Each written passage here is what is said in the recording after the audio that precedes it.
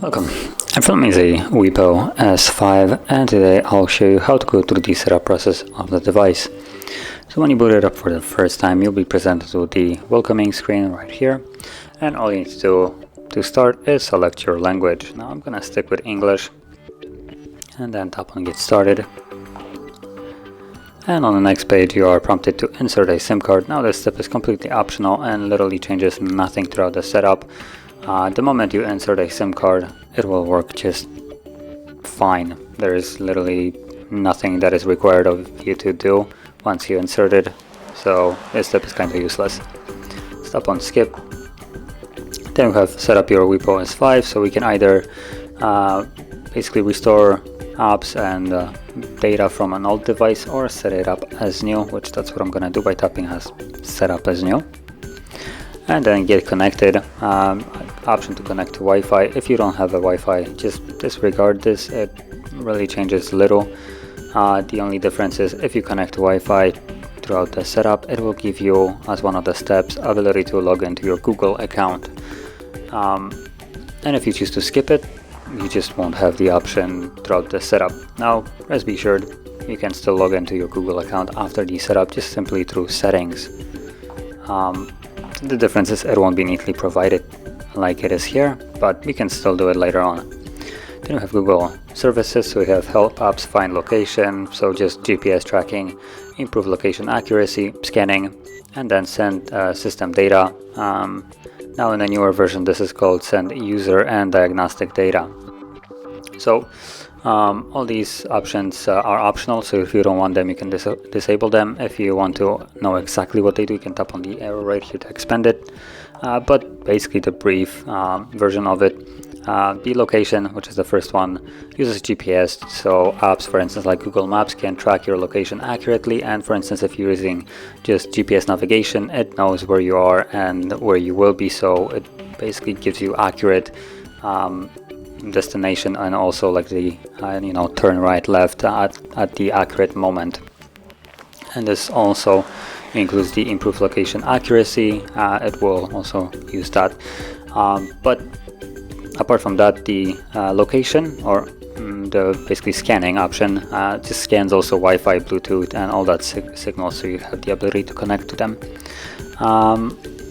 And I will also add that for location, certain apps will require them, things like the majority of smart home accessories and for instance watches, smartwatches, which is complete crap because they literally shouldn't need it. And there's no need for a watch to know my location, it only needs Bluetooth access. So keep that in mind, but then there are also apps that work better with it, will not require it. As an example, like I said at the beginning, Google Maps. You can run Google Maps without location, but it will work better with it. And then at the bottom, send the system data, so user and diagnostic data, other words. So basically gathers data on what you do and how you use your device and sends it to Google. Now in certain devices it is also divided into ads as well, so it basically looks for what you're searching and then gives you ads based on your search results, but I'm not sure if this is actually included here. So once you disable them or enable, keep it enabled, whatever you want, you can then scroll down and tap on next. And we have date and time, so we can set up our date and time. And now as you can see, at least for me, it is not set correctly. Right now it's 11:37, and well, it's definitely not 2018, so that's for certain.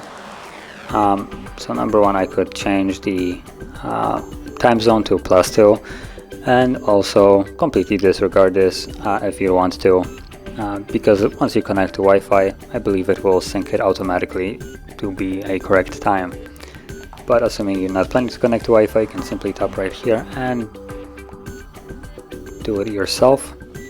So let's go to 37, there we go.